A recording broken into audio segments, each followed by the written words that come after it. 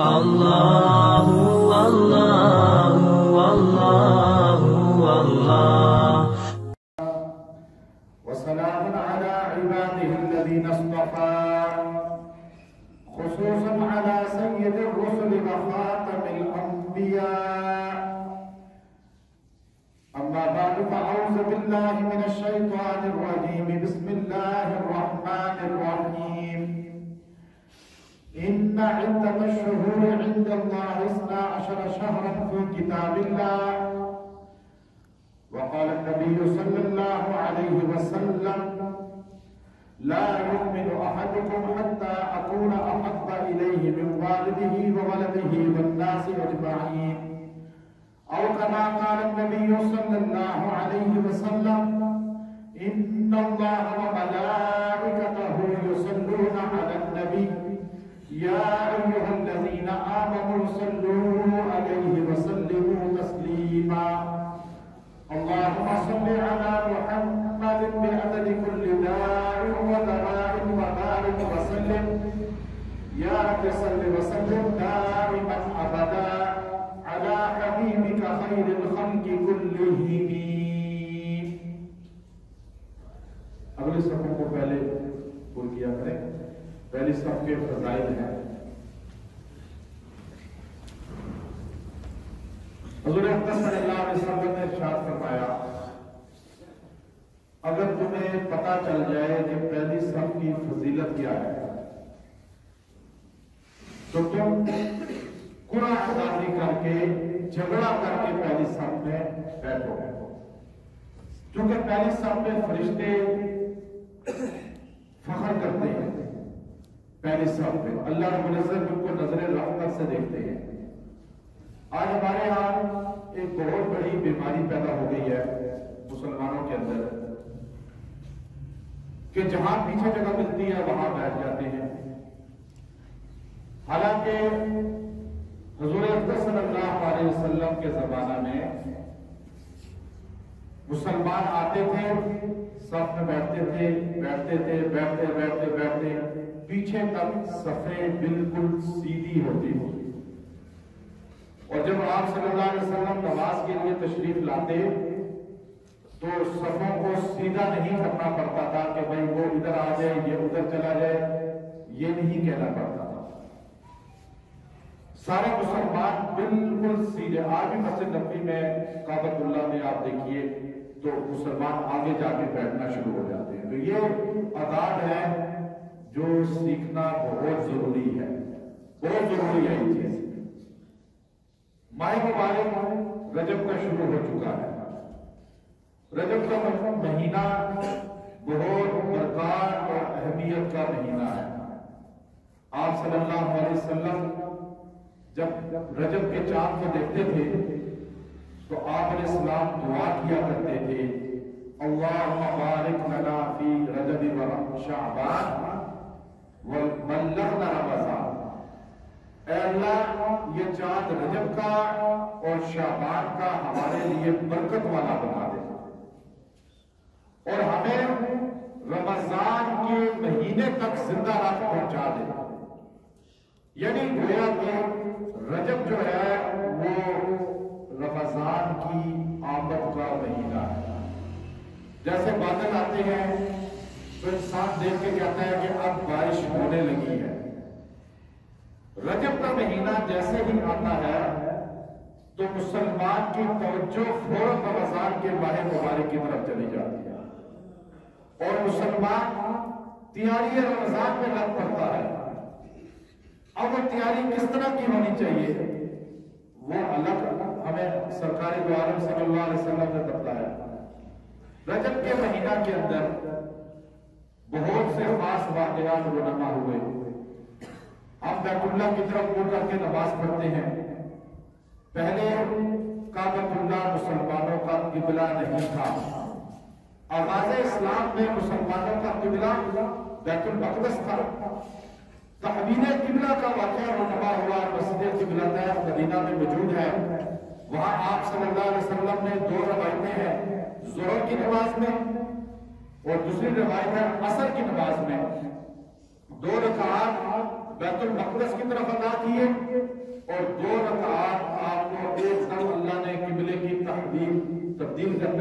صادر فرما دیا تو آپ علیہ السلام نے 2 رکعت پھر بیت المقدس سے 2 رکعت بیت اللہ کی طرف رخ کر کے ادا کیا.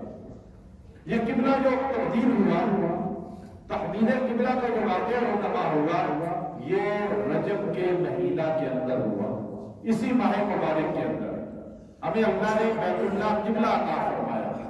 پھر اسی ماہ مبارک کے اندر حضور اقدس صلی اللہ علیہ وسلم تبوک کے عظیم واقعہ جو پیش آیا غزوہ تبوک کا، آپ اسی ماہ مبارک میں تبوک سے واپس تشریف لائے اور اسی ماہ مبارک کے اندر حضور اقدس صلی اللہ علیہ وسلم نے پہلا حج جو مسلمانوں پہ فرض ہوا، فرضیت حج کا جو اللہ رب العزت نے حکم صادر فرمایا، وہ یہی رجب کا مہینہ ہے. اللہ نے حج کو امت پر فرض کر دیا اور مسلمانوں کو حج دے دیا، اور حج کا پہلا امیر جو حج کا پہلا امیر ہے اور خطبہ حج دینے والے ہیں، جو اسلام کی تاریخ میں پہلا حج کا خطبہ دیا، پہلے حج کے امیر بنے، وہ حضرت سیدنا ابو بکر صدیق رضی اللہ تعالیٰ.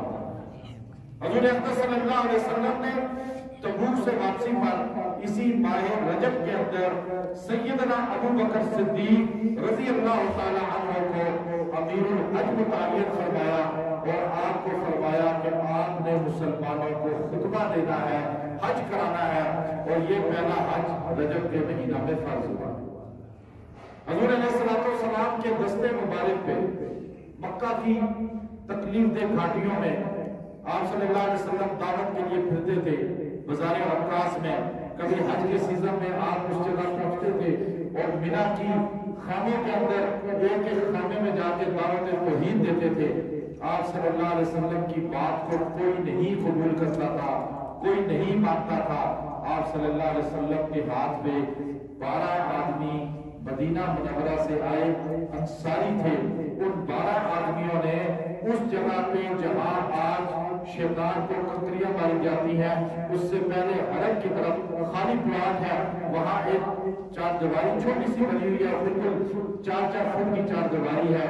وہ 4 دیواری وہی جگہ ہے جہاں پہلے انصاری آئے تھے، بیعت عقبہ ہوئی تھی. انہوں نے آ کے حضور سے فرمایا تھا، یا رسول اللہ، مکہ کا مشرک آپ کا رشتہ دار بھی آپ کی بات نہیں سنتا، آپ یہ کس طرح پھر کے دعوت دے رہے ہیں، یا آپ کو گالیاں دے رہے ہیں، برا کہہ رہے ہیں. ہم 12 آدمی آپ کے ہاتھ میں کلمہ پڑھتے ہیں، بیعت کرتے ہیں، آپ مدینہ آ گئے، ہم آپ کا دفاع کریں گے، آپ کا ساتھ دیں گے. بیعت عقبہ پہلی بیعت اسلام کی تاریخ کی جو نبی علیہ السلام کے دستے مبارک پہ صحابہ نے کی، مدینہ سے آ کر وہ بیعت بھی رجب کے مہینے میں رونما ہوئی. اسی رجب کے ماہ مبارک کے اندر حضرت عمر بن عبدالعزیز رحمۃ اللہ علیہ کا انتقال ہوا.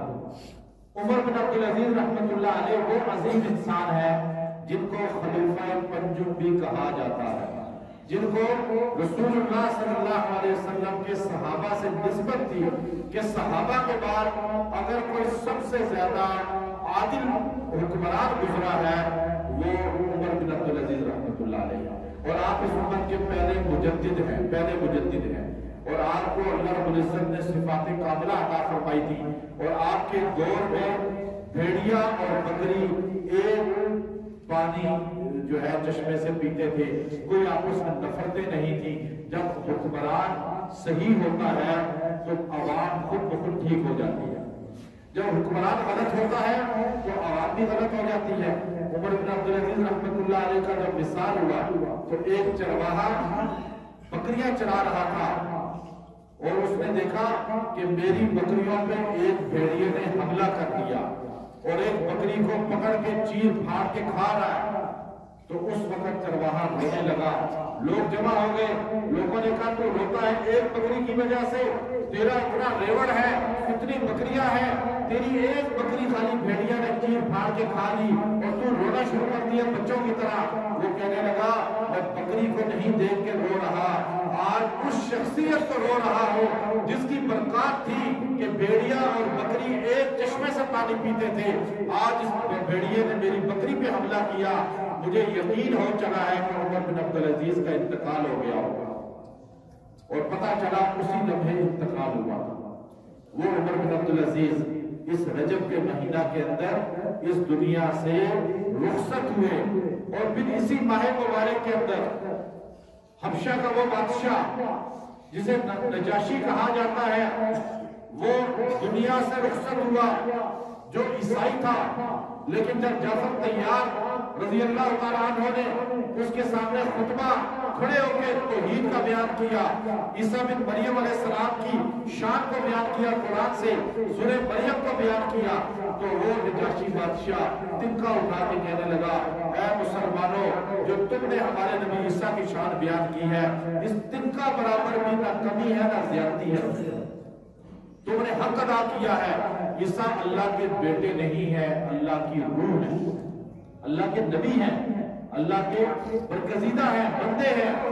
وہ نجاشی مسلمان ہو گیا، اس نے اپنے بیٹے کو تحفے دے کر حضور کی خدمت میں بھیجا۔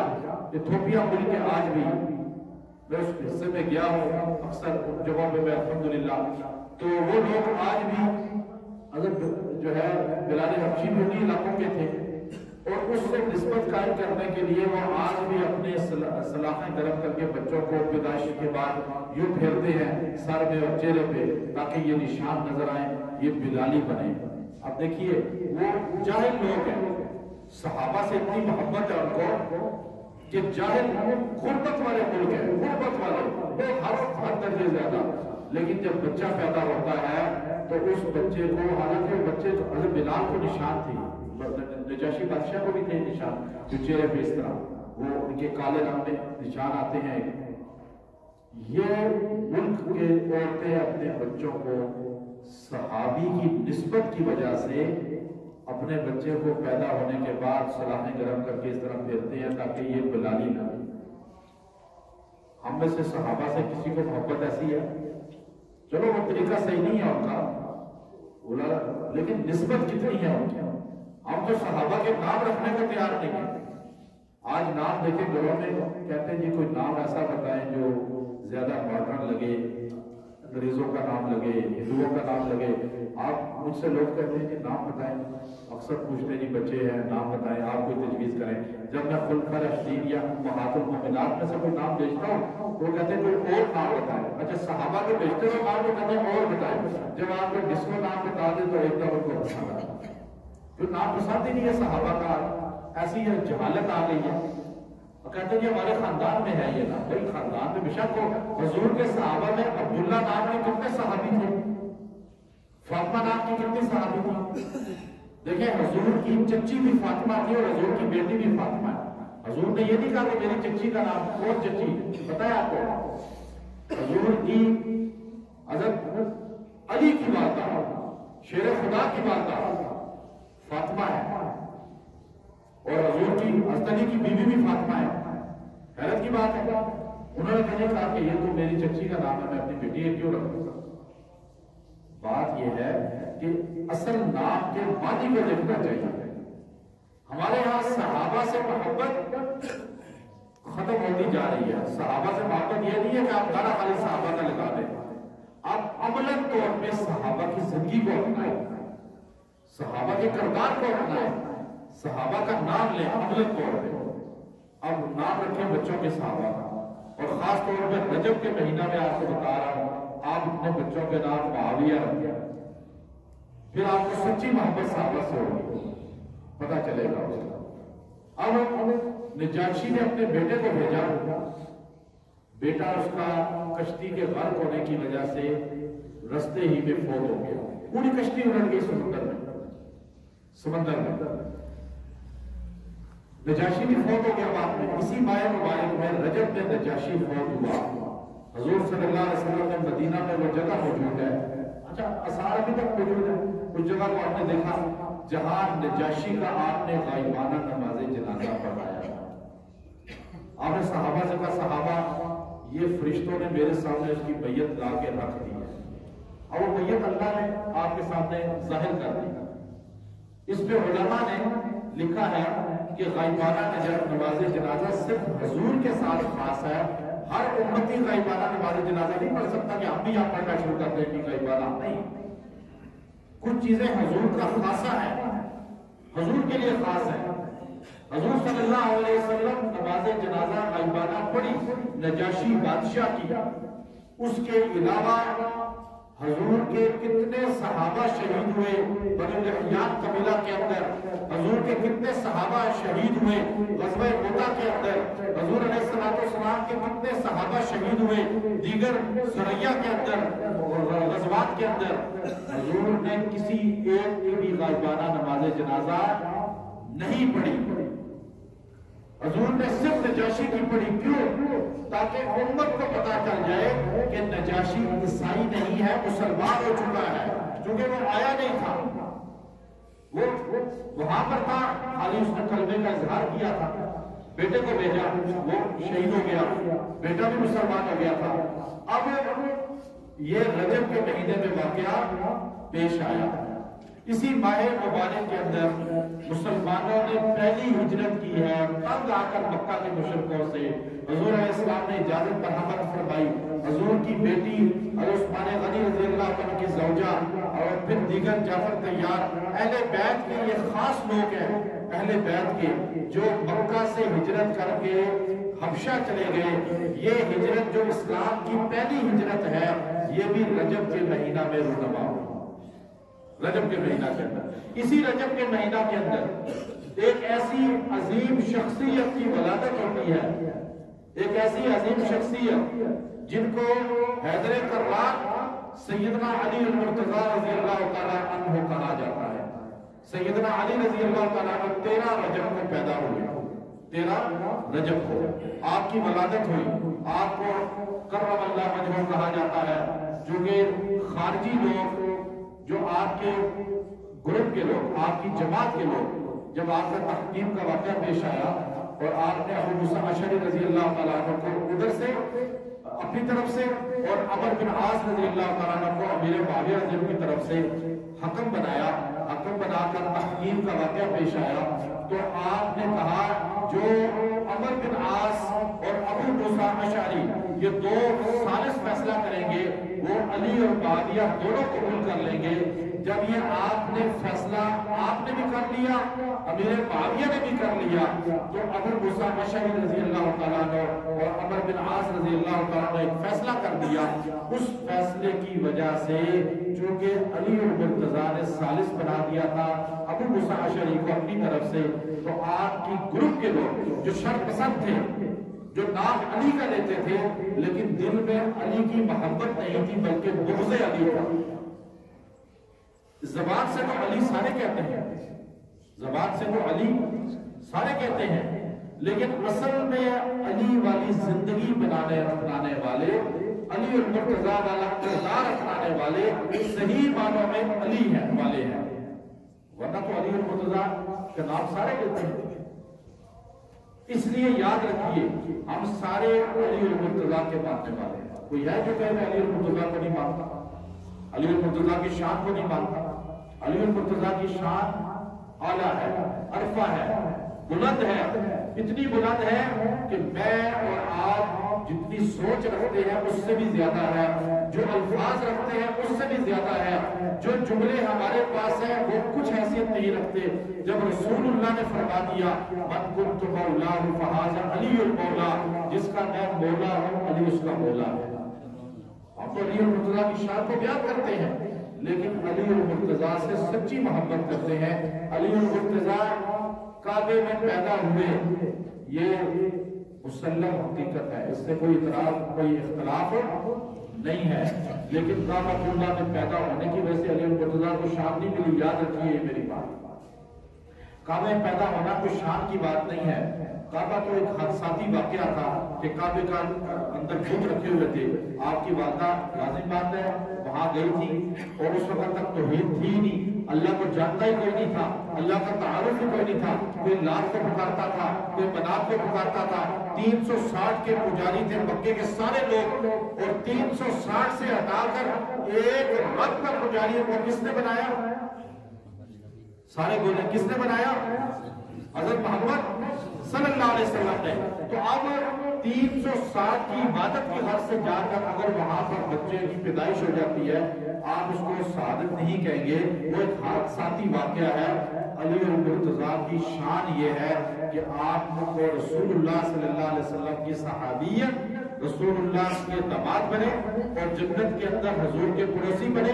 حضور نے اپنا مولا کہا، اپنا ساتھ محبت والا کہا، حضور علیہ السلام نے اپنا بھائی بنایا، اور اپنے ساتھ جو ہے حضور علیہ السلام نے مکے سے جاتے ہوئے امانتوں ان کے سپرد کی اور مدینہ منورہ کے اندر اپنا جانشین بنا کر تبوک میں تشریف لے گئے۔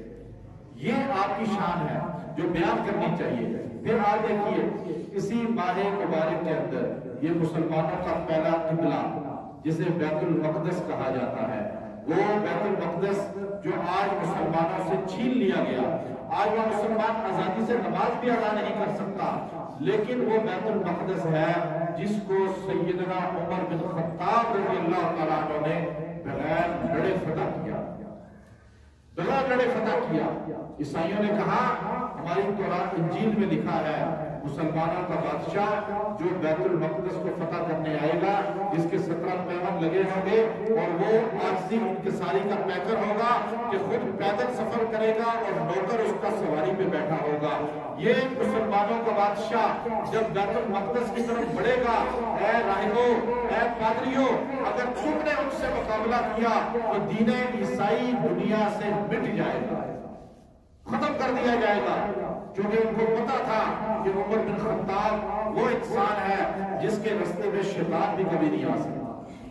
حضور نے فرمایا عمر وہ رستہ شیطان چھوڑ جاتا ہے جس رستے پہ تو چلتا ہے، تو عمر کے نام سے بھی شیطان بھاگتا ہے، ڈرتا ہے۔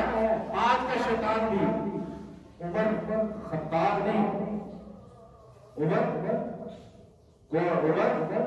عمر سے ڈرتا ہے، ملا عمر کا مقابلہ نہیں کر سکا، اور کیسے گھٹنے ٹیک دیے آج کے شیطان نے، نہیں ٹیکے، صلح کیسے کی ان سے، اتنی سپر طاقت ہو، تم تو عمر کے غلام سے مقابلہ نہیں کر سکتے، تو عمر سے مقابلہ کون کر سکتا ہے؟